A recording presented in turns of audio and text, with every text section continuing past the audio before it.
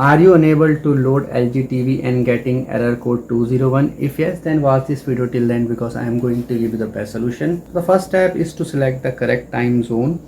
So for this you need to go to the settings in your TV, go to the all settings. After that you need to click on the general option, click on time and date, and herein you need to select set automatically. If it is turned off like this, you need to turn this option on. That's it.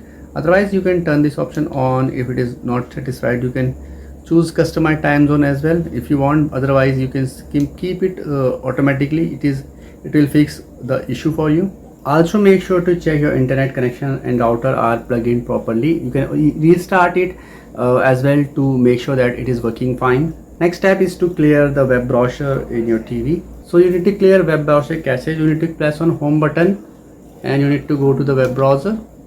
Herein you can see 3 dots are showing at top. Just tap on this and click on settings. Scroll down at the bottom and there is an option of clear cookies. Just tap on this, click on yes.